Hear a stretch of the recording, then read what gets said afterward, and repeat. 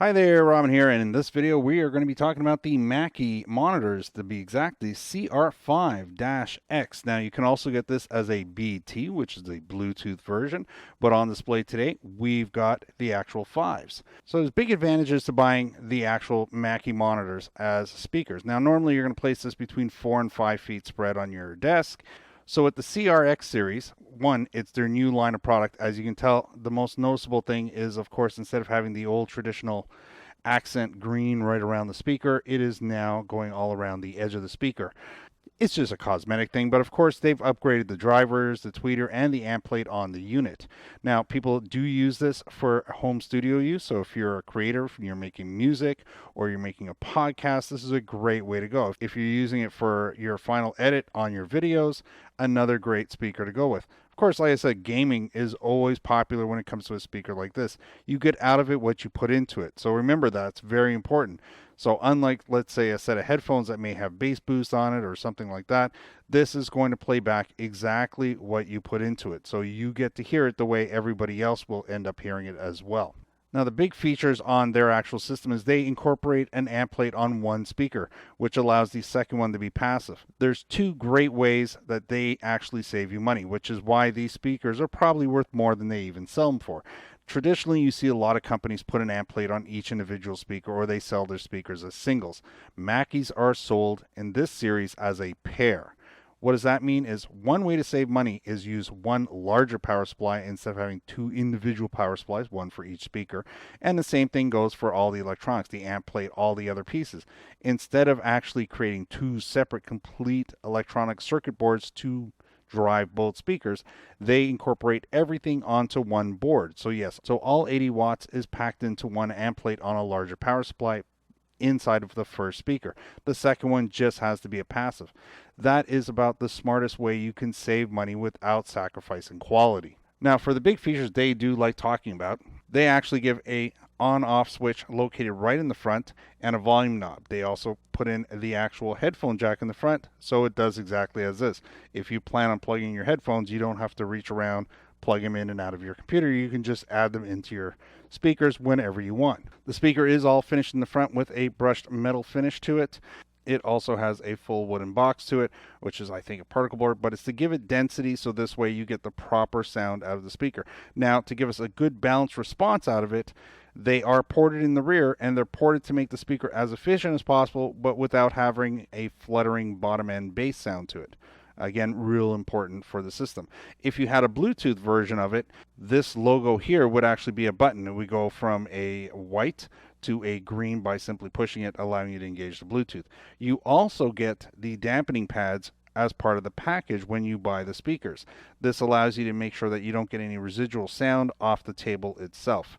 Now, some people do like laying their speakers on their side, but you also get an offset in the delay because you've increased the distance from the tweeter to your ear than from the woofer from your ear, basically. It just puts it slightly out of phase. May be noticeable for some people, for other people, not so much. Now, for the accessories that come included, you are going to get yourself an auxiliary to RCA cable, and you are going to get yourself an auxiliary to auxiliary cable, so it depends on what you want to plug it into, and you're also going to get yourself basically a 6-foot speaker cable. Now, I upgraded mine to a 14 gauge. That's just my preference. It also is longer than this, so it just works out a little bit better. That's up to you. You don't necessarily have to buy a longer cable, but if you need one, that's all you need to do. So let's take a look at the back side of the speaker. And here we are looking at the back. Now, the important thing is what kind of inputs you have on it. Now, on the 5X, you're going to get 2/4 inch left and right inputs, which are going to be balanced or unbalanced, your choice. You're also going to get RCAs just below it and a 3.5 unbalanced connection. So this would be like going straight out of your phone or computer via a 3.5 headphone jack. Then you get a switch allowing you to make the power speaker either the left or the right. So if you want it on the left side, it's on the left side. If you want it on the right side, it's on the right side. Here is our actual speaker outputs. So this is going to drive the passive speaker right over here. Again, this is a great way to keep the quality and performance that they want to get out of the speaker and reduce the price at the same time. By putting everything on the one side, this is definitely a money saving system, which is why you'd have to spend probably $50 to $100 more from some of the other competitors out there. As soon as you double every piece of electronics in here just to put it on this speaker. That's where the money is. And that one feature alone isn't going to make it better. It's just going to make it cost more. So a real good, efficient way to keep the quality and save money at the same time. Remember, the ports are on the back side, again, to balance out the bass response without having any flutter coming off the front side.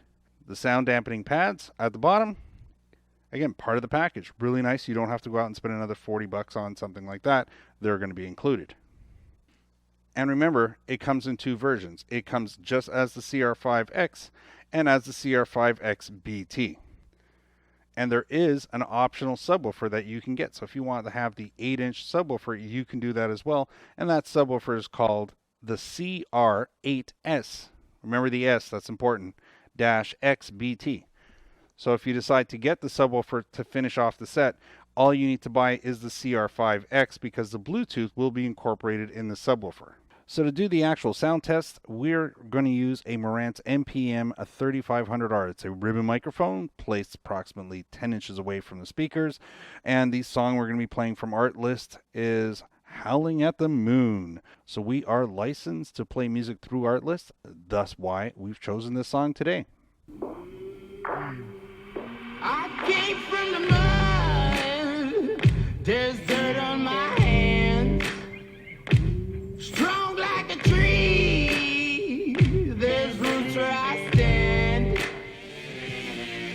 When it rains, it pours. Water's up to my chin. Won't stop fighting to the very end. If you wanna get to heaven, you gotta raise a little hell. And I've been running from the law. Hope they won't shoot me down soon.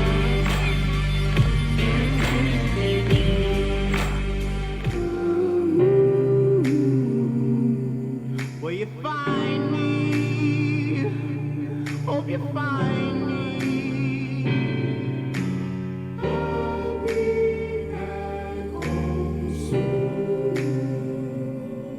When the sunrise, when the